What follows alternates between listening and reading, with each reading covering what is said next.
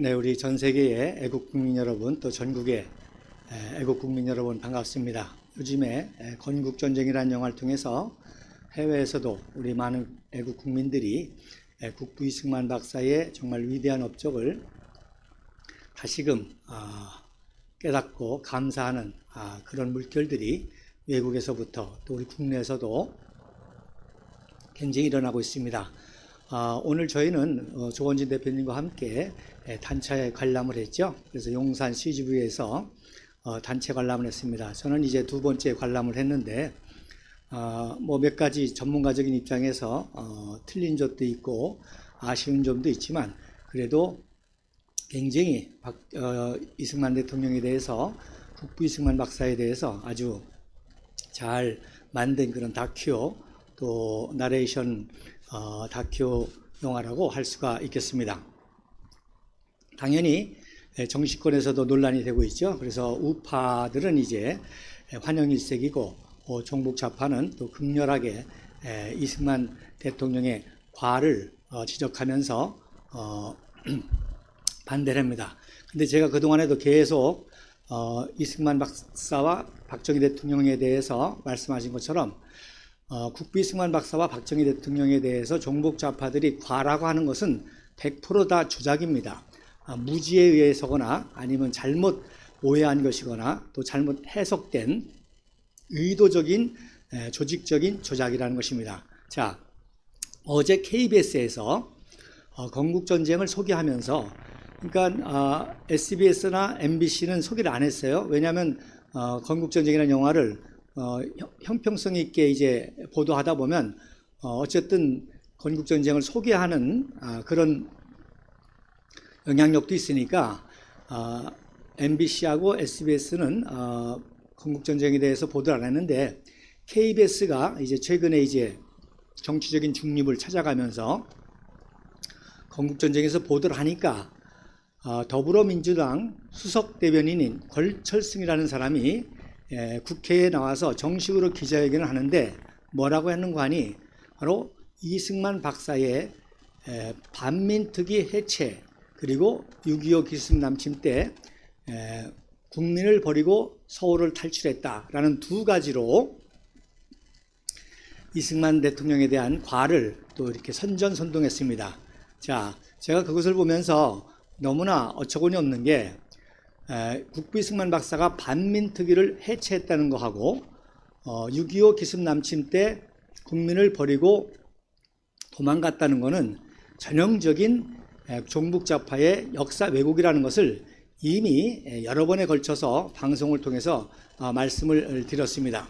그런데 종북 좌파는 그저 거기에 세뇌돼 가지고 전혀 그 역사를 연구해 보지도 않고 그냥 조작된 과를 그냥 역사인 양 읊어버리니까 그런 중대한 실수를 하게 된다는 겁니다. 자, 간단하게 말씀을 드리면 반민특위는 누가 만들었어요? 국회에서 만들었습니다. 국회에서 위원회를 만들었습니다. 국회에서 만든 위원회를 대통령이 마음대로 해체할 수 있어요? 없어요? 없죠.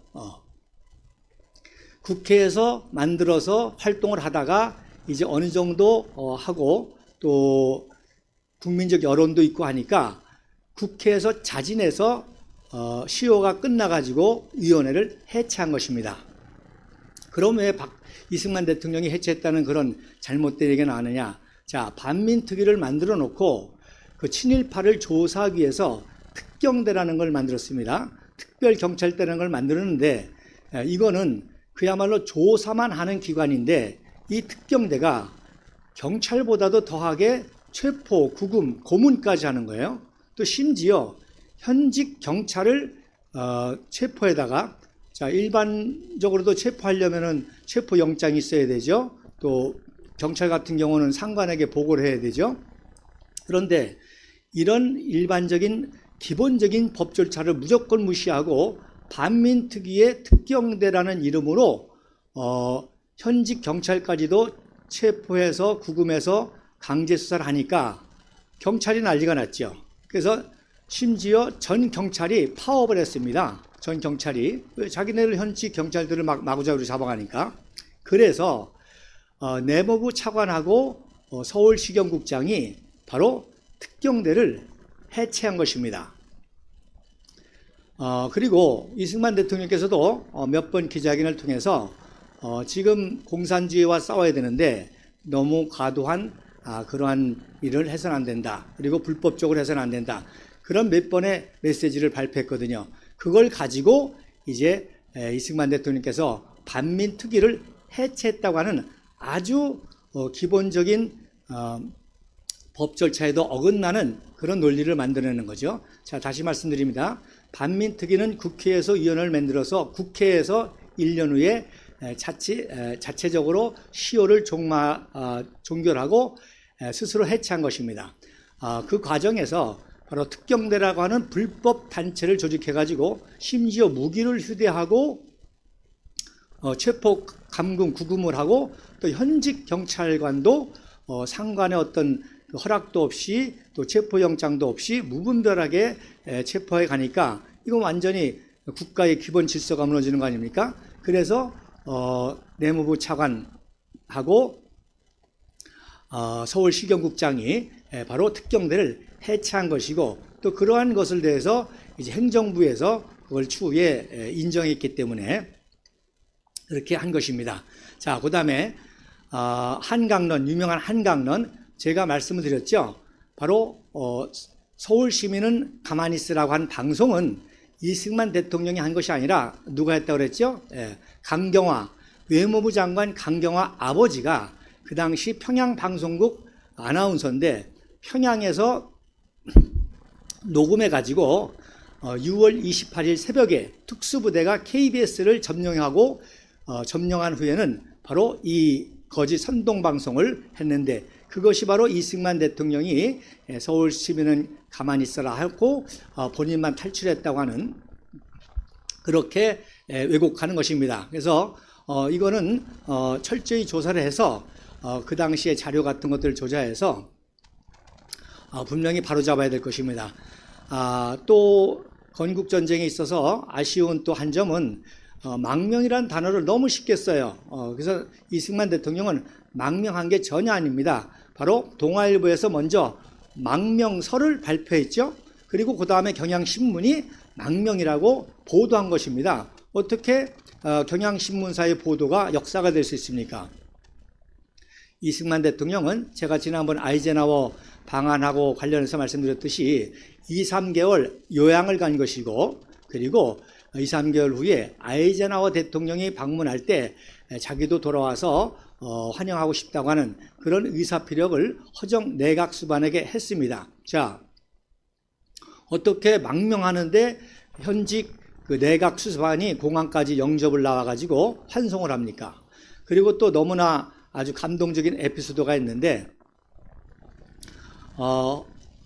허정 내각 수반이 국부 이승만 박사를 하와이에서 잘 모시라고 영어를 할 수 있는 그러한 그 경호 경찰을 3명을 붙였습니다.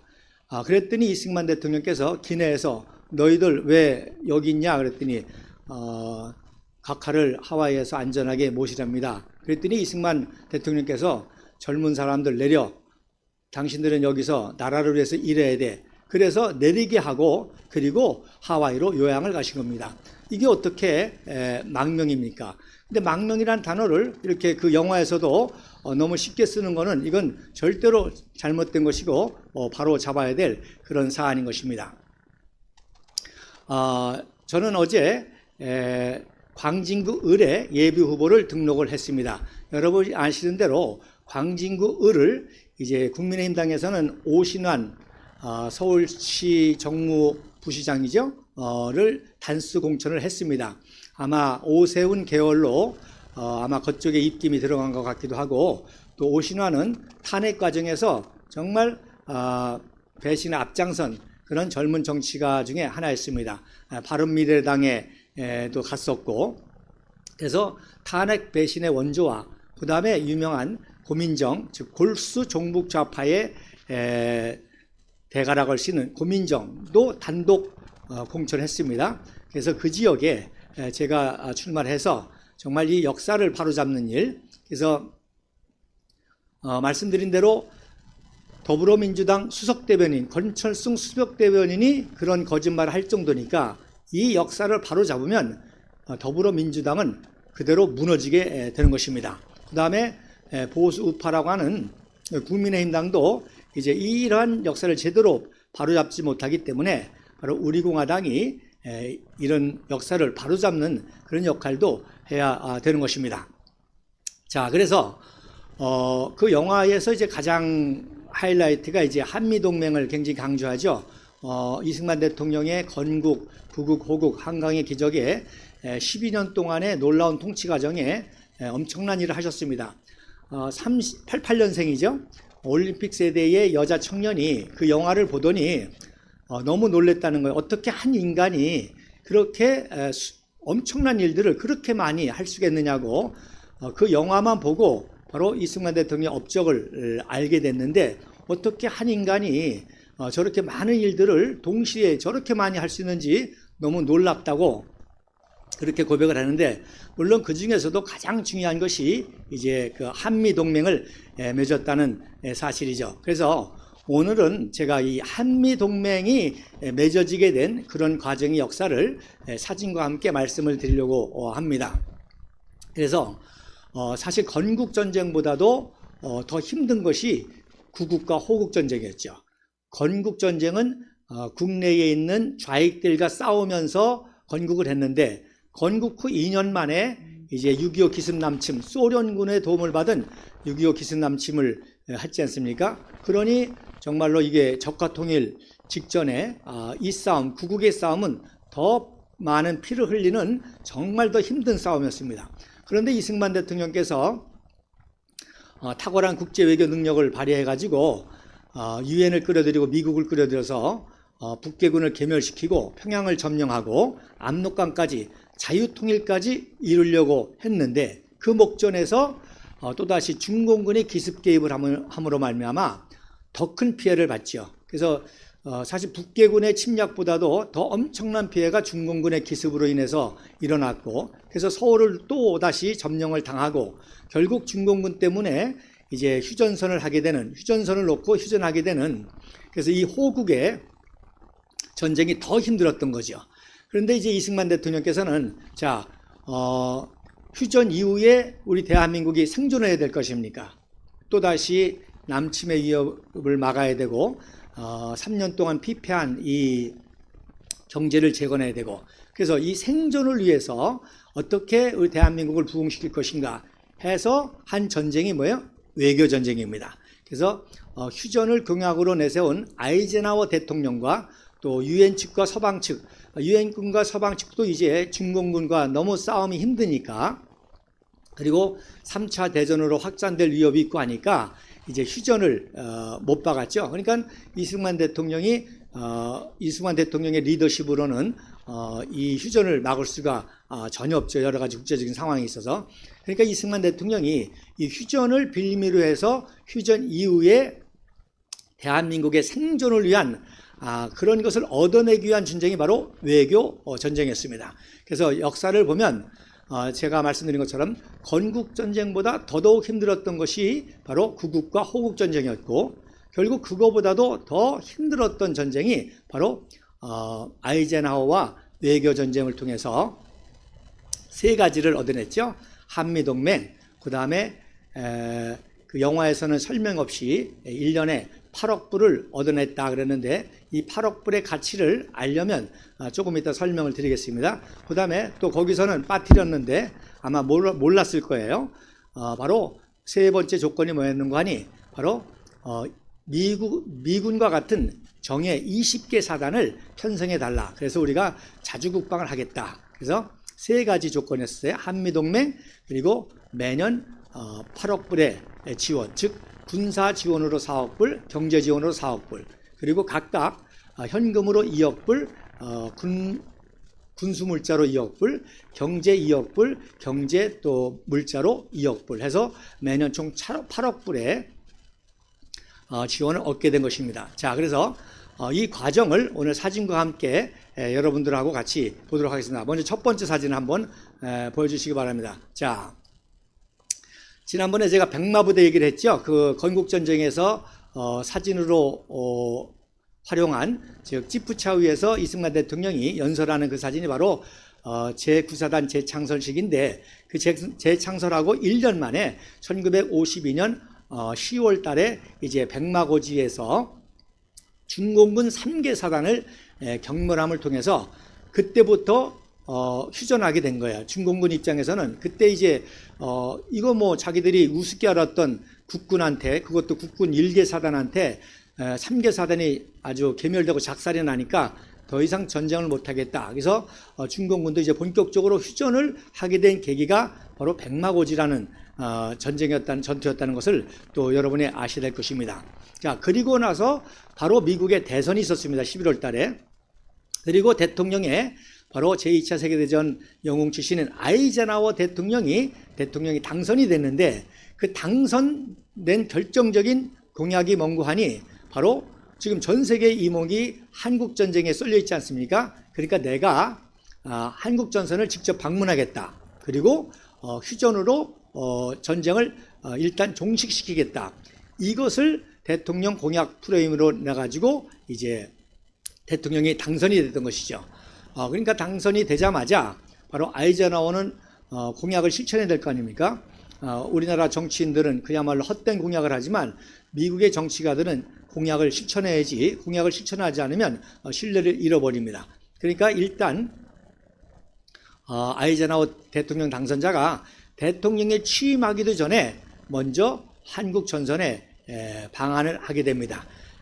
자, 그랬을 때 이제 그때부터 이승만 대통령은 이거를 기점으로 해서 아이젠하워를 통해서 휴전 이후에 이제 얻어낼 수 있는 그런 외교 전략을 폈던 것이죠. 그래서 여러분 보시는 거 보면 그 당시에 이제 대조적으로 환영 행사를 이제 준비했는데 여러분 보시면 그 집차 뒤에 그 벽돌 건물이 보이죠. 이게 바로 중앙우체국 건물입니다. 바로 그 맞은편에 신세계 백화점이 있고 쭉 내려오면 이제 남산 쪽으로 지금 전철이 지나가는 것이고요. 그리고 오른쪽에 있는 교회가 보이죠. 이 교회가 바로 상동 감리교회입니다. 우리가 행진하다가 자주 보죠. 이 상동 감리교회는 바로 1904년 8월 9일 이승만 청년이 대미 특사로 석방이 되고 11월 3일 날 출국할 때까지 약 3개월 동안 이 교회에서 있는 상동학교 교장을 지냈습니다. 자, 그래서 이 전철에다가 아주 멋진 그 당시로서는 뭐 최고의 꽃마차를 해서 아이젠하워 원수, 그러니까 육군 원수죠. 제 2차 세계대전의 영웅으로서 그리고 이제 대통령 취임 전이니까 대통령 당선자 엘렉트라고 하는 그런 영어를 썼습니다. 웰컴 프레지던트 엘렉트. 그래서 비지트 코리아 이런 환영의 전차를 만들어서 이제 대대적인 환영을 하면서 아이젠하워와 이제 휴전 이후에 좋은 조건으로 얻으려고 하는 그런 계획을 했던 것이죠. 자, 이승만 대통령도 미국의 역사를 잘 알지 않습니까? 그러니까 미국 대통령의 공약은 실천할 수밖에 없다는 걸 압니다. 그리고 그 당시 모든 상황이 휴전할 수밖에 없다는 상황을 알기 때문에 이승만 대통령 겉으로는 휴전을 반대하고 계속 북진 통일을 외치는 이유가 바로 휴전을 조건으로 해서 가장 좋은 그 휴전 이후의 그 혜택을 마련하려고 했던 것이죠. 자, 그럼 그 다음 사진 또 보십시오. 그 다음 사진 보면 한강다리, 이제 한강다리에다가 또 이렇게 대형 현수막 환영, 웰컴 프레지던트 엘렉션 아이젠하워, 엘렉트 아이젠하워 원수, 그리고 유니피케이션 언더 프리 코리아, 바로 우리가 자유통일이라는 말 쓰죠. 그래서 한국 전쟁을 종식시키고 한국 전선을 직접 시찰한다. 그래서 아이젠하워의 이제 이게 모토였었는데 그 한강 대교에 이렇게 아치를 하고 그 헌병들이 이제 경호를 쓴 그런 모습이 되겠습니다. 자, 그 다음 사진에 또 보죠. 그 다음 사진은 중앙청에도 이렇게 유행기 또 성조기 태극기 걸어놓고 대녀 현수막에는 특별히 이제 드라이버웨이 또 차이니스 레드 중공군 오랑캐를 축출하자 이런 구호와 함께 대형 환영을 했고 또 이 오른쪽은 이제 아이젠하워 대통령이 방문할 그런 군부대 그 시골에서도 이렇게 대형 아치를 해놓고 우리 어린아이들이 보고 있습니다. 바로 이 어린아이가 지금 10살이라고 한다고 하면은 어떻게 됩니까? 바로 지금 80대가 되겠죠. 80대 요 아이들이 지금 우리 80대가 되시고, 또 이번 건국전쟁을 또 기뻐하시고, 또 우리 공화당에도 이런 어르신들이 많이 있죠. 자, 그 다음 사진 한번 또 보세요. 그 다음 사진에 보면 왼쪽은 이제 그 서울시청 근처에 미 8군 집차가 서 있는 모습이고, 오른쪽에 또 이렇게 종이로 각종 구호를 해놨습니다. 그래서 Strengthen Republic of Korea Force, 우리 한국군을 증강해달라, 한국군을 증강해달라. 이제 이승만 대통령의 그 전략이 이렇게 게시가 되죠. 휴전을 조건으로 한국군을 이제 증강할 그런 계획을 하는 겁니다. 그런데 좀 재밌는 거는 이제 스펠이 틀렸죠. strengthen THEN인데 THRN으로 이렇게 잘못 썼습니다. 그리고 또 그 밑에다가는 진심으로 한국 방문을 환영한다. 그리고 퍼핏 아미, 즉 꼭두각시라는 거죠. 이 꼭두각시 국군, 이 북계군을 섬멸하자. 그래서 이런 종이에다가 구호를 써가지고 대대적인 또 환영식을 한 것입니다. 자, 그 다음 사진에 보면 그래서 이제 한국을 방문했는데 우리 국군 부대는 수도사단을 방문하게 됩니다. 수도사단이 맹호사단이죠. 그래서 그 당시 광릉에 수도사단이 있었는데, 이제 이승만 대통령이 미리 정보를 알고 수도사단에 대기하고 있다가 아이젠하워 대통령을 영접합니다. 아이젠하워 대통령 당선자는 당선자의 신분이기 때문에 굉장히 조심스러운 거예요. 아직 취임을 안 했기 때문에. 그러니까 어떤 약속도 할 수 없고, 그러니까 이승만 대통령을 만나기를 굉장히 부담스러워했고, 또 이승만 대통령이 요구하는 거를 아이젠하워 당선자도 어느 정도 알기 때문에 미국 입장에서는 좀 부담스럽죠. 그러니까 이승만 대통령을 안 만나려고 했습니다. 근데 이제 이승만 대통령이 일단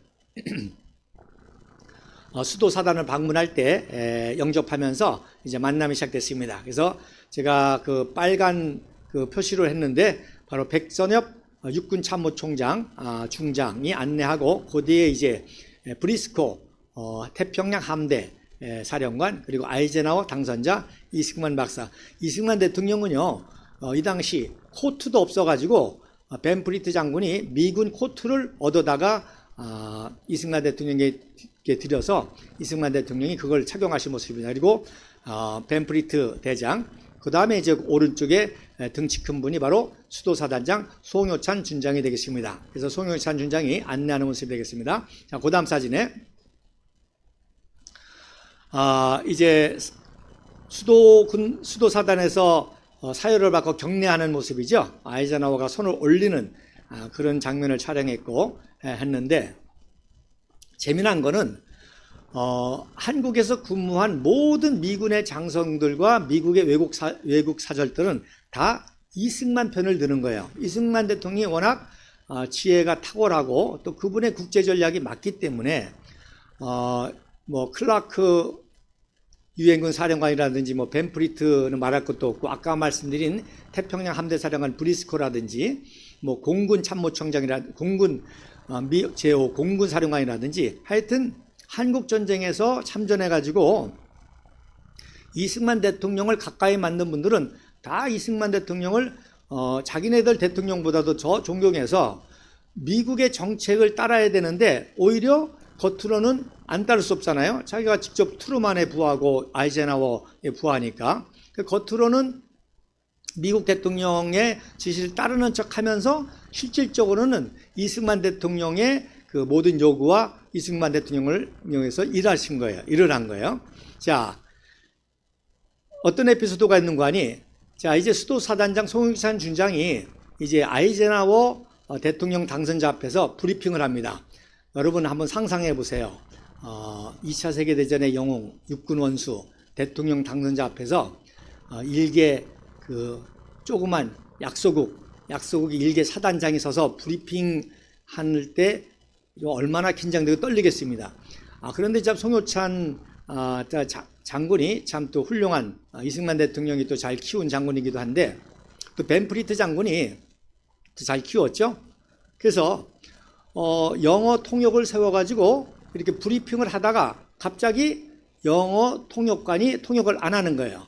왜냐하면 이미 벤프리트 장군이 지시를 했습니다. 그래서 영어 통역하지 말라고. 그러니까 송효찬 춘장이 브리핑을 안 할 수 없잖아요. 잠시 당황하다가 뭐라고 끝맺었는가니 큰 소리로 지휘봉을 딱 잡고 그 브리핑 차트에 이제 한반도 사진이 있고 수도 사단 사진이 있고 하니까 거기를 지적하면서 We go to north. 우리는 북쪽으로 진격한다. 그래서 이렇게 브리핑을 마쳤습니다. 그랬더니 아이젠하워 대통령 당선자가 칭찬해 줬죠. 내가 역사상 군대가 있었지만 정말로 부대의 그 사기를 최고로 고치시키는 그런 브리핑이었다. 칭찬한 것입니다. 이게 누구의 전략이었냐? 바로 벤프리트의 전략이었던 거죠. 벤프리트는 뭐 아이젠하워와 동기동창이고 2차 세계대전도 같이 싸웠고 그러니까 잘 알거든요. 그래서 바로 벤프리트 장군이 바로 어떤 뭐 형식적인 그런 브리핑보다도 정말 이 대한민국 국군의 그 의지, 용감성 이것들을 이제 보여주려고 그런 작전을 했는데 그것이 먹혔던 것이죠. 그래서 오른쪽에 이제 제5보 표병단이라고 미 5호 포병단이 이제 지원했는데 그 막사에서 브리핑을 하고 나오는 그런 모습이 되겠습니다. 자, 그다음 사진에 보면 이제 수도군단이 이제 화력 시범을 이렇게 보는 모습인데 오른쪽에 있는 거는 이제 사진이 아니라 사파입니다. 이 장면이 너무나 유명하기 때문에 이제 그림으로 그렸는데 왼쪽은 사진입니다. 벤프리트 장군이 서 있고 이승만 대통령 또 아이젠하워 당선자가 같이 있고 그리고 오른쪽에 있는 분이 바로 아이젠하워와 벤프리트의 육사 동기생인 1915년 동기생인 오마르 브래들리 육군 원수입니다. 그러니까 육군 원수 둘이 온 거나 마찬가지죠. 이 브래들리가 마지막 미국의 육군 원수인데 사실 참 때를 잘 만났죠. 그러니까 메가더가 육군 원수 아닙니까? 메가더와 메가더를 이제 또 이렇게 합참의장으로서 컨트롤 하려니까 육군 원수로 트루만 대통령이 임명을 했죠. 그래서 마지막 육군 원수인데 바로 이 세 분이 바로 동기동창이고 또 같은 클래스에서 미식 축구팀을 같이 한 그런 사람입니다. 그래서 이 1915년 졸업생반을 스타스 프레린이라고 그러는데 즉 별이 쏟아지는 기수다. 그래서 이 기수에서 별이 102개가 나왔습니다. 그러니까 육군 원수가 2명이 나왔고 육군 대장이 2명이 나왔고 중장이 7명이 나왔고 소장급이 24명이 나왔고 또 준장이 45명이 나와서 이 기수 동기생 별만 102개가 나올 정도로 아주 그 유명한 기수인데 이렇게 같이 자리를 하게 된 거죠. 그래서 시범 훈련을 참관하는 그런 모습이 되겠습니다. 자, 그 다음 사진에 보면 굉장히 중요한 사진인데 자, 수도군단이 이제 화력 시범을 하지 않습니까? 화력 시범을 한 것을 이제 진지하게 보는데 아이젠하워도 고도의 그 군사 전략가면서 또 이제 대통령이 되니까 이제 국제 외교의 전략가가 되는 것이죠. 그러니까 이 휴전을 이끌어내기 위해서 바로 중공군을 하여금 전쟁을 포기하게 휴전을 이끌어내기 위해서 바로 무슨 허세 작전을 썼는가 하니 핵 허세 휴전 전략으로 합니다. 핵 허세 휴전 전략 무슨 뜻이냐? 바로 핵을 사용해서도 종전할 수 있다고 하는 위협을 주기 위해서 방문한 것이죠. 자, 그러니까 자 생각해 보세요. 대통령의 취임도 하기 전에 전선에 온다는 게 얼마나 위험한 일입니까? 대통령 취임하기 당선자 신분으로 그것도 치열하게 전쟁을 겪고 있는데 온다는 거는 굉장히 위험스러운 일 아닙니까? 근데도 아이젠하워가 온 이유가 중공군에게 너희 내 휴전 공약을 너희가 지키지 않으면 우리가 핵을 사용해서도 종전할 수 있다고는 위협을 주기 위해서 그래서 이걸 유명한 핵 허세 휴전 전략이라고 하는 것입니다. 그래서 이렇게 시범 훈련까지도 참가하게 했던 것이죠. 그래서 왼쪽에 이제 이승만 대통령의 모습이 보이고 그 옆에 이제 아이젠하워가 보이고 이승만 대통령 오른쪽에는 이제 클라크 대장이고 쌍안경을 보는 분이 아마 벤프리트 장군 같습니다. 자, 그래서 일단 아이젠하워의 이 허세 전략이 성공을 했죠. 그러니까 이제 이때부터 중국군이 적극적으로 휴전에 임하게 되는 것입니다. 그러니까 이승만 대통령도 이제 휴전할 수밖에 없다는 걸 아는 거죠. 그러니까 이 휴전을 조건으로 그럼 휴전을 해줄 테니까 우리 대한민국의 휴전 이후에 그 국방안보와 경제를 위해서는 이렇게 해달라고 하는 게 이제 이승만 대통령의 외교 전략이었던 것이죠. 자, 그 다음 사진에 보시면 참으로 이승만 대통령의 그 외교적인 지혜가 놀랍습니다. 자, 아이젠하워 대통령 방문 때 자기의 목에 배제학당 학생들이 이제 축하 행진 시위를 벌이는데, 자, 그 현수막에 그림을 그렸는데 어떻게 그렸습니까? 아이젠하워가 권투를 하면서 스탈린을 공격하는데, 결국 뭐 중공군도 스탈린의 지령을 받으니까 스탈린이 휴전을 해야 중공군도 휴전하는 거거든요. 그러니까 스탈린을 한 방에 KO시키는 겁니다. 그래서 완펀치라고 이렇게 썼습니다. 바로 핵 허세 전략을 이 그림으로 보여주는 것이죠. 너네 휴전 안 하면 핵을 투하해서라도 종전을 할 것이다, 이런 위협을 줬던 것이죠. 그래서 이렇게 배제학당들이 태극기를 들고 환영 행진을 하는 그런 모습이 되겠습니다. 자, 그 다음 사진에 보면 이게 너무나 유명한 사진입니다. 자, 시범훈련 참관을 마치고 이승만 대통령께서 아이젠하워에게 선물을 줍니다. 선물을 주는데 뭘 주느냐? 바로 대형 태극기를 선물로 줍니다.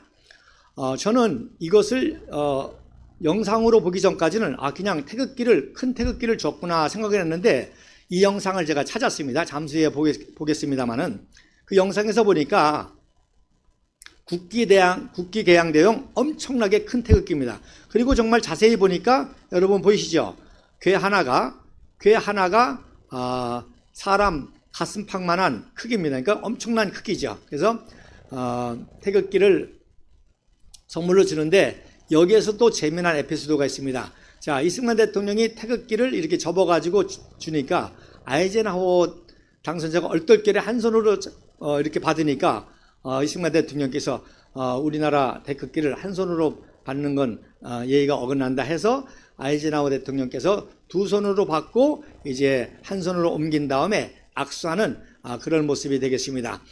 보시면 이제 벤프리트 장군이 뒤에 보이죠. 그리고 클라크 장군도 보이고 하십니다. 자, 이게 굉장히 중요한 사건인데, 이승만 대통령께서 이렇게 대형 태극기를 아이젠하워 대통령에게 선물한 세 가지 이유가 있습니다. 첫째는 뭐냐? 자, 우리가 일본 식민지 당하기 직전에 1882년 조미 수호 통상조약을 가지고 미국의 도움을 받으려고 내가 대미 특사로 데오드로 루즈벨트 대통령까지 만났는데 가스라테프트 조약으로 배신하지 않았느냐. 그래서 겉으로는 만나주면서 뒤로는 가스라테프트 조약을 맺어서 우리 미국이 필리핀을 식민지 할 테니까 일본이 한반도 식민지 하는 걸 간섭하지 않겠다. 우리가 필리핀 식민지를 간섭하지 말라. 그래서 그게 가스라테프트 조약이었거든요. 자, 그 다음에 1919년 바로 프린스턴 총장 스승이었던 윌슨이 대통령이 돼서 그 유명한 민족 자결주의를 내가지고 1차 세계대전 이후에 많은 나라들이 독립을 하게 됩니다. 식민지에서. 그래서 이승만 박사도 파리 평화회담에 이제 청원해가지고 독립을 얻으려고 바로 3.1운동을 했던 것이죠. 그래서 이거는 또 3.1운동 때 제가 몇 번 말씀을 드렸습니다만은 바로 윌슨 대통령한테 우리도 좀 의제에 올려가지고 일본으로부터 독립할 수 있도록 해달라 했더니 윌슨 대통령께서 아니 한국이 조선이 조용한데 무슨 근거로 그렇게 하느냐. 그랬더니 이승만 대통령이 그럼 무슨 시위라도 하라는 얘기냐 해서 이승만 대통령이 계획한 것이 바로 3.1운동입니다. 그 3.1운동의 핵심은 태극기 들고 만세 운동한 게 핵심이 아니라 비밀리에 서명을 받은 거예요. 독립청원서를 받은 거예요. 그거를 가입장이라고 합니다. 가입장.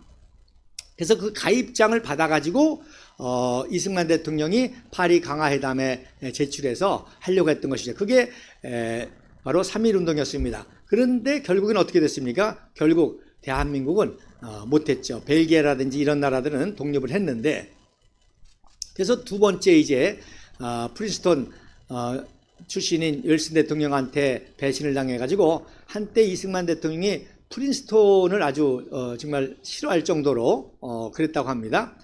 그런데 그랬지만 정말 우리 민족이 1만 년 한반도 한민족 역사상 가장 어려울 때 미군이 도와줘서 너무너무 감사하다. 미국의 많은 청년들 또 유엔까지 동원해가지고 너무너무 감사하다. 진심으로 감사하다. 자, 그 다음에 두 번째로는 기왕 도와줄 거 째찌하게 도와주지 말고 왕창 도와달라. 그 다음에 세 번째가 중요합니다. 자, 우리가 지금은 니네들한테 도움을 줬지만 장차 너네 미국도 국제 질서를 리더하는 리더십에 난관이 봉착할 때가 있는데, 그때는 우리 대한민국이 파트너가 돼가지고 또 우리가 많은 인재를 키워가지고 너희를 반드시 도와줄 것이다. 자, 10년 만에 그런 일이 일어났죠. 무슨 뜻입니까? 베트남 전쟁에서 미국이 수렁에 빠졌을 때 누가 도왔습니까? 바로 박정희 대통령께서 이승만 대통령의 약속을 믿고 베트남 전쟁 때 이 약속을 지켰잖아요. 10년 만에.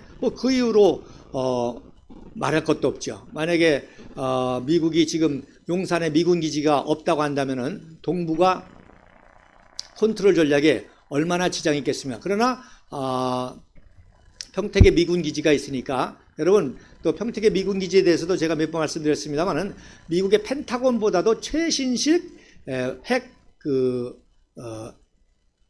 핵전쟁을 대비한 그런 시설들이 있습니다. 그러니까 미국에서 국방부 펜타곤에서 중공을 컨트롤하는 거하고, 오키나와에서 중공 소련을 컨트롤하는 거하고, 일본에서 중공하고 러시아를 컨트롤하는 거하고, 평택에서 바로 코앞에서 러시아와 중국을 컨트롤하는 것이 더 유리하겠죠. 그래서 이승만 대통령이 이 예언이 정말 맞아들었는데, 그래서 이승만 대통령이 그 세 가지 요구 조건이, 지금은 이 세 가지 요구 조건을 들어줌으로 너희들이 부담이 될지 모르지만 바로 이걸 통해서 반드시 미국이 더 도움을 받을 것이다, 이렇게 말씀을 한 것입니다. 자, 그 다음 사진에 보면 국군 수도사단을 방문한 다음에는 이제 제9군단과 제 미 3사단을 방문합니다. 그래서 어디를 방문했겠어요? 가장 중요한 전략적 요충지 어디예요? 바로 제9사단 재창설식을 했던 연천후에 바로 백마고지입니다. 철원을 방문한 것입니다. 거기에 이제 미군의 제9군단과 제3사단을 방문했는데, 지난번에 말씀드렸죠. 바로 아이젠하워가 중령 시절에 제3사단 15연대 1대 대대장을 역임했고, 대령 때는 제3사단 참모장을 했던 그런 부대입니다. 그래서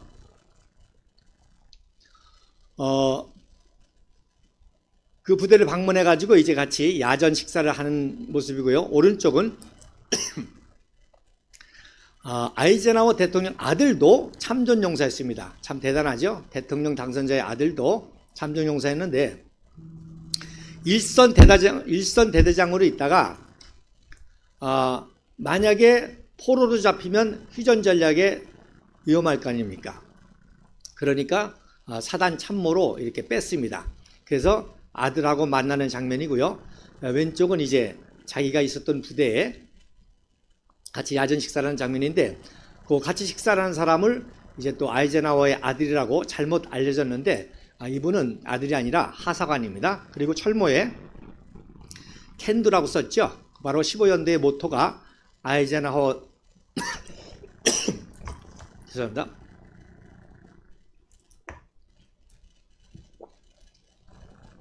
주의했던 부대의 모토가 바로 캔두였기 때문에 철모에다 캔두 썼고, 지난번 말씀드린 것처럼 제9사단도 이 철모를 쓰고 훈련을 했지 않습니까? 자, 그 다음에 그러면 영상을 한번 보도록 하겠습니다. 자, 그 당시 수도사단을 방문한 영상이고 태극기를 전달하는 영상인데 아주 감동적이고 아마 최초로 공개되는 영상입니다. 이번 건국전쟁에서도 그 티커테이프, 히로테이프 우리가 최초로 공개했다고 말씀드렸죠. 자, 오늘 또 최초로 공개합니다. 영상 한번 보시기 바랍니다.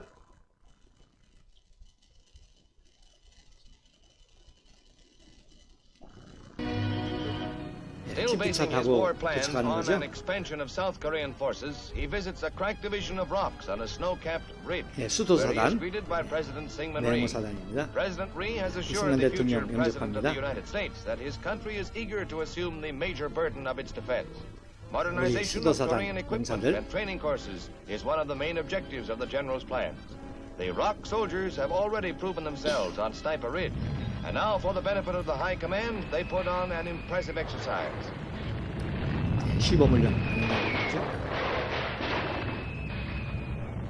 After the maneuvers, General Eisenhower congratulated President Rhee on the performance of his troops. He thanks the President for the Korean flag, which will eventually be displayed in the White House, memento of an historic mission.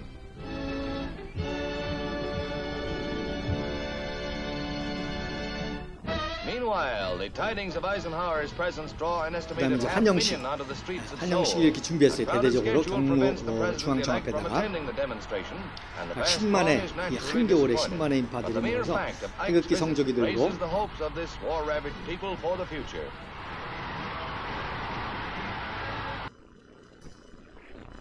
종로구 됐습니다. 자, 여러분 보셨죠? 얼마나 감동적입니까?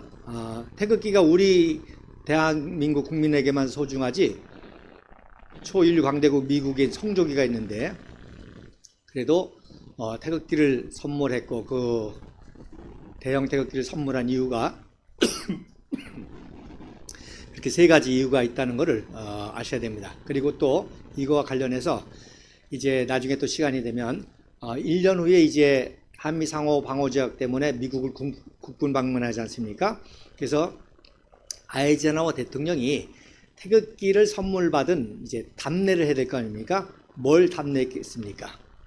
바로 오성기, 대형 오성기, 육군 원수기를 이승만 박사님한테 선물로 보냅니다. 감동적이죠? 그래서 이승만 대통령을 육군 원수로 임명장과 함께 명예 임명장과 함께 대형 오성기를 보내는데 제가 다 사진으로 다 가지고 있습니다. 굉장히 이런 거 하나만 하더라도 얼마나 엄청난 역사인지를 아실 수 있을 겁니다. 자, 그리고 그 다음에 이제 또 하나 영상 보도록 하겠습니다. 이제 대대적인 그 환영식 장면 아까 보셨는데 그 이후에 어떤 식으로 환영식이 있었는지 한번 그 다음 영상을 좀 보도록 하겠습니다.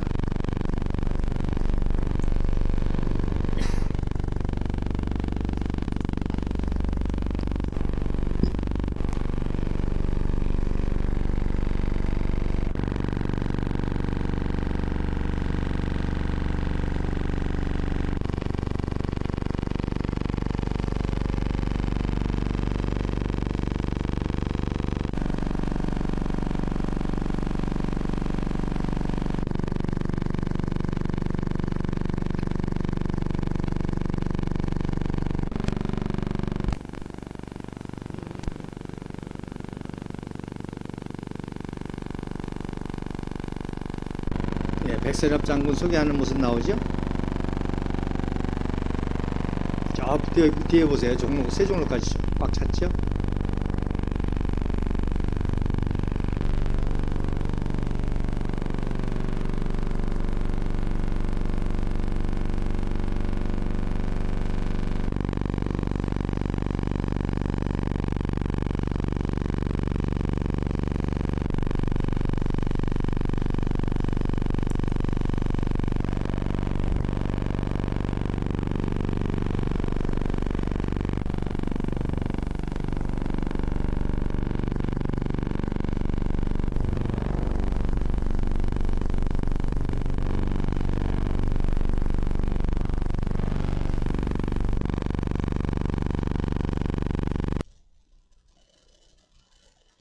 예, 영상 끝났습니까? 예. 이게 10만입니다. 그러니까 중앙청에서부터 저 세종로까지 꽉 찬 인파를 볼 수도 있죠. 그러니까 촛불 뭐 250만 다 거짓말 가짜죠. 그래서 이렇게 대대적으로 준비했는데 아이젠하워가 참석을 했습니까? 안 했습니까? 안 했죠. 왜냐하면 2년 환영을 받으면 또 한마디로 해야 되는데 어떤 부담감을 갖고 하니까 참석을 안 했습니다. 그러니까 이승만 대통령께서 또 실망이 얼마나 되겠습니까? 그러니까 이렇게 연설했죠. 자, 2차 세계대전의 영웅 아이젠하워가 있다고 한다면은 우리에게는 바로 전쟁 영웅 백선엽이 있다. 그래서 백선엽 장군을 소개하고 백선엽 장군이 대신 연설하는 모습이 나옵니다. 그래서 여러분 그다음 사진에 보면 이제 그때의 이제 사진인데 아까 영상으로 보셨지만 바로 이렇게 중앙청에다가 웰컴 프레젠 엘렉트 아이젠하워 드라이브 어웨이 더 차이니스 레드 중공군을 축출하자. 그리고 각종 프랭카드를 했고 재미난 거는 이제 시티즌 매스 미팅이라고 써놨어요. 그래서 시민 대규모 대대적 환영식 했고 왼쪽 사진이 바로 이 세종로까지 꽉 찬 모습입니다. 이 광화문 일대에 꽉 찬 모습입니다. 그래서 태극기 성조기 그다음에 아이젠하워 사진 웰컴 등등 해가지고 이렇게 대대적인 환영을 했던 것이죠. 이승만 대통령이 얼마나 실망이 됐겠습니까? 또 아이젠하워 나름대로 또 휴전 전략에 이제 차질이 있을까봐 참석을 안 하는 거죠. 자, 그 다음 사진에 보면 자, 그런데 경무대는 참석을 했습니다. 그래서 아이젠하워 당선자는 비공식 방문이고 하기 때문에 어떤 공식적인 그런 자리를 갖지 않으려고 했고 또 이승만 대통령과의 이런 외교적인 어떤 협의나 전략을 하지 않으려고 그래서 곧바로 이제 공항으로 가려고 했더니 아예 한국인을 못 오게 했어요. 미 8군의 아이젠하워 당선자가 묵었는데 그래서 당연히 이제 서울시장 김태선 서울시장을 보내서 초청을 했는데 그 현관문도 헌병들이 안 열어주는 거예요. 그러니까 이제 백선엽 장군을 보냈습니다. 근데 백선엽 장군을 보내니까 헌병들이 백선엽 장군이야 뭐 늘 들락날락 하니까 얼떨결에 들여보내줬습니다. 그러니까 이제 백선엽 장군이 이제 벤프리트와 클라크 장군하고 이제 협의를 하고 말씀드린 대로 클라크 유엔 원수도 아이젠하워의 부하인데 누구 역할을 해요? 이승만 대통령의 부하 역할을 합니다. 그래서 아이젠하워 대통령 당선자를 설득시켜가지고 결국에는 경무대를 방문한 그런 모습이 되겠습니다. 그래서 오른쪽이 이제 존 아이젠하워 아들도 초청해서 아이젠하워 소령도 같이 방문했고 오른쪽에 보면 참 감동적인 사진이죠. 그 당시에 우리 대한민국의 절망과 소망을 표현한 사실입니다. 자, 이 전쟁 중에도 참 생존하기 위해서 지게꾼이 지게를 지면서 허름한 서울의 한 그 나무 판자떼기에도 환영 아이젠하워 원수 내한이라고 큰 환영 프랭카드를 붙이면서 바로 아이젠하워의 휴전 전략을 통해서 우리 대한민국이 생존의 전략이 달려있다. 어떤 소망을 가지고 바라보는 그런 모습입니다. 자, 이랬던 대한민국이 지금은 한미동맹 굳건하게 맺어서 미국 해병대와 똑같은 연합훈련을 할 수 있는 그런 단계까지 왔고 또 말씀드린 대로 평택에는 바로 전 세계에서 가장 최신식 벙커 핵전쟁도 대비한 그리고 중국과 러시아까지도 다 감시하면서 작전을 펼 수 있는 그런 최첨단 시설이 평택에 있을 정도로 한미동맹이 강화된 거죠. 그러니까 종북 좌파가 이런 걸 알아요. 그러니까 무슨 시위를 합니까? 미군 철수가 아니라 미군 철거죠. 미군 철거. 바로 이런 뜻이 있는 겁니다. 자, 그 다음 사진에 그래서 이제 다정하게 악수하고 했습니다. 그래서 이승만 대통령이 메시지를 줬죠. 클라크한테 나를 안 만나주고 가면은 최강대국 대통령 당선자는 취임도 하기 전에 국제적인 창피를 당할 수 있는 그런 기자회견을 내가 하겠다. 이런 메모를 또 줘가지고 또 클라크 유엔 사령관이 또 아이젠하워 대통령을 또 잘 설득해서 마지막으로 이렇게 만나게 되겠습니다. 그리고 또 하나 또 재미난 에피소드는, 자, 아이젠하워는 이제 방문하고 미국으로 가서 1953년 1월 달에 취임을 하게 됩니다. 그리고 2월 달에 워싱턴 프레비스텐 처치 장로교 내셔널 장로교에서 국가 장로교에서 세례를 받습니다. 그래서 아이젠하워는 대통령 취임한 후에 한 달 후에 그 교회에서 세례를 받는데, 바로 그 교회에서 이승만 청년이 미국에 유학 가서 1905년도 바로 3월 26일 날 자기의 생일 때, 부활절 때 그 교회에서 세례를 받습니다. 그리고 33년 만에 이제 한국에 와서 대통령이 되죠. 그러니까 그 교회에서 세례를 받고 38년 만에 대한민국 대통령이 됐는데, 그 교회에서 아이젠하워는 대통령이 되고 그 교회에서 세례를 받게 됩니다. 그래서 이승만 대통령하고 아이젠하워가 경무대에서 잠시 만났을 때 이런 신앙적인 얘기도 했었다는 것을 어느 정도 유추해 볼 수가 있는 거죠. 자, 그런데 아이젠하워도 호락호락하지 않습니다. 자, 이승만 대통령이 내건 이 세 가지 조건, 경제 지원, 군사 지원, 또 20개 사단, 이건 뭐 어느 정도 협의가 가능하고 또 할 수가 있는데, 한미 상호 방위 조약은 이건 말도 안 되는 거예요. 아니, 인류 역사상 유일무이한 거거든요. 그런 일이 없지 않습니까? 어떻게 초인류 강대국하고 이제 신생 약소국, 그것도 전쟁이 나서 완전히 폐허가 된 그런 조그만 약소국하고, 그것도 태평양 건너에 있는, 뭐 대서양 건너에 있는 영국하고는 뭐 미영연맹을 맺지만 한국하고 상호 방위 조약을 맺는다는 게, 이건 뭐 말도 안 되는 거예요. 그러니까 그거는 이제 아이젠하워가 난색을 표하게 되니까 이승만 대통령이 이제 이것을 맺기 위해서 바로 이거 안 맺어주면 휴전 못한다. 휴전 못한다는 얘기는 뭡니까? 우리 국군이 단독으로라도 북진 통일하기 위해서 전쟁을 계속 할 것이다. 그럼 뭐 휴전은 무산되는 거 아닙니까? 그래서 한 것이 바로 방공포로 석방입니다. 방공포로 석방 직전에 또 하나 아주 중요한 사진을 여러분에게 공개해 드리겠습니다. 자, 그 다음 사진 하나 보세요. 자, 이 사진이 바로 이승만 대통령께서 방공포로 석방 직전에 사단장급 이하 전군 주요 지휘관들을 경무대에 모이게 한 겁니다. 자, 지금 38선을 이제 38선이죠. 휴전선을 놓는 게 굉장히 그 휴전협정의 중요한 요소이기 때문에 지금 전선에 걸쳐 가지고 중공군과 치열하게 싸우는 중에 일선 사단장들을 빼내와 가지고 회의를 한다. 이거 굉장히 위험부담한 일 아닙니까? 이게 무슨 뜻입니까? 자, 바로 북진 통일에 대한 의지를 보여주는 것이죠. 그러니까 한미 동맹 상호 방위 조약 안 맺어주면 우리는 우리의 국군의 힘 가지고도 북진 통일을 할 거야 라고 하는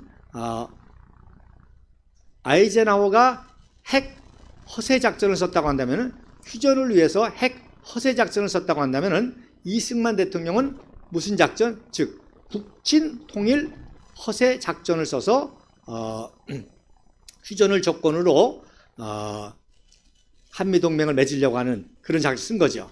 그래서 이때 이제 준장급을 다 소당으로 진급을 시켜서 했는데, 보시면 아시겠지만, 자, 서열상으로는 이승만 대통령 바로 뒤에 손원희 국방장관이 있고, 그리고 육군참모총장 백선엽 중장이 있는데, 정 가운데 바로 뒤에 누가 있어요? 바로 헌병 총사령관 원영독 중장이 있습니다. 이게 무슨 뜻입니까? 방공포로 석방을 이제 암시하는 거예요. 전군 지휘관들한테. 그래서 방공포로 석방을 할 것이고, 그 방공포로 석방하는 이유는 휴전 이후에 한미동맹을 맺으려고 하는 그런 전략이 있다. 그리고 우리 국군들은 한치의 그 휴전에 흔들리지 말고 우리 스스로 북진통일을 한다고 하는 그런 결의를 다져야 된다. 그래서 이 사진, 전면 사진을 참 구하면 좋은데 일단 하여튼 제가 여기에 아는 분들은 다 기록을 했습니다. 그래서 밑에 하단에서부터 보면은 이제 육군 보병학교장 최석소장, 또 국방부 차관 강영훈 소장, 관리참모부 임충식 준장, 그리고 육사교장 김종호 소장, 바로 백마고지 전투의 그 지휘관이었죠. 그래서 백마고지 끝나고 육사교장으로 이제 승진합니다. 그 다음에 제3사단장, 그리고 뒷줄에 제2사단장 김웅수 소장, 육군 헌병관 석주함 소장 바로 진급시켰습니다. 그리고 손해열 제독 헌병 총사령관. 그러니까 전 세계 어느 군대도 헌병 총사령관이라는 그런 직책이 없습니다. 육군 헌병대가 있고 공군 헌병대가 있고 이렇게 헌병대가 있지 대통령 직속으로 국군 헌병대라는 것은 없는데 이승만 대통령이 만든 거죠. 왜? 방공포로 석방을 위해서. 그래서 전작권 가지고도 전시작전 통제권을 유엔군에게 했다고 또 종북자파들이 또 선동하는데 아무것도 모르고 선동하는데 이승만 대통령이 거기에 조건이 있었습니다. 첫째, 언제든지 우리가 필요하면 우리가 작전권을 찾아온다. 그 다음에 편제와 이거는 다 우리 마음대로 한다. 그러니까 이렇게 마음대로 편제를 만들 수 있는 거예요. 우리 편제를 마음대로 한다. 그 다음에 인사라든지 이런 것도 우리 마음대로 한다. 그러니까 이승만 대통령이 백선엽 장군 같은 경우는 1년 하나씩 별을 달아줬죠. 52년도에 소장, 51년도에 소장, 52년도에 중장, 53년도에 대장. 그래서 유엔군이 여기 간섭 못하는 거예요. 전시 작전권만 줬지. 그래서 이승만 대통령이 참 고도의 지혜를 우리가 알아야 되는 것입니다. 그래서 전시 작전권을 언제든지 우리가 필요에 의해서 찾아올 수 있다. 그 다음에 두 번째로는 모든 편제라든지 이런 거는 우리가 마음대로 한다. 또 인사도 마음대로 한다. 그리고 유엔군이 받는 모든 군수 물자 같은 것들은 바로 우리 국군에게 도와달라. 자, 그래서 어쨌든 간에 헌병총사관, 그 다음에 이제 백선엽 대장 옆에 제9사단장 이한림 소장, 그 다음에 한병선 소장, 제7사단장 김용배 소장, 나중에 박정희 대통령께서 육군 참모총장을 만드시죠. 이렇게 이제 작전을 꾸민 겁니다. 자, 그 다음 사진에 보면, 자, 그래서 방공포로 석방을 헌병 총사령부에서 하지만 전국에 있는 경찰 조직이 동원이 돼가지고 이제 도와줍니다. 그래서 진원식 내무부 장관을 임명해가지고 경찰관을 총동원해서 이 방공포로를 보호하고 또 그들을 안전하게 하고 그들에게 의복과 음식이라든지 또 피난처 이런 것들 제공하라고 또 전군 경찰 간부들을 소집해서 훈시를 하게 됩니다. 자, 그리고 그 다음 사진에 보면 여기까지 하고 이제 다음 주에 계속 이어가야 되겠습니다. 그래서 이제 6월 13일 날 6시에 KBS에서 헌병총사령관 원영독 중장이 담화문을 발표합니다. 그래서 오른쪽에 있는 담화문이 친필로 쓴 담화문입니다. 이걸로 이제 담화를 발표하고 전격적으로 반공포로를 석방하게 되는데, 그래서 지금 석방된 우리 포로들이 이제 안전한 지대로 이동하는 그런 모습이고요. 그래서 이 사건이 얼마나 큰 사건인지 이승만 박사가 대명이라는 용어를 씁니다. 그래서 우리가 나라를 세운다든지 하는 것을 대업이라고 하지 않습니까? 제가 좋아하는 천명, 대업, 또 대사, 그리고 그거와 버금가는 위대한 명령을 대명이라고 하는데 바로 반공포로를 대명이라고 하달한 것입니다. 왜? 반공포로를 통해서 휴전 전략인 이 세 가지를 얻기 때문에 그렇게 되는 것이죠. 자, 그럼 다음 시간에 이 반공포로에 대한 이야기와 그 이후에 이제 한미 상호 방위 조약을 맺게 되고 또 8억 불의 가치가 얼마나 있는지, 그리고 20개 정예사단에 관한 이야기 계속 해 나가도록 하겠습니다. 감사합니다.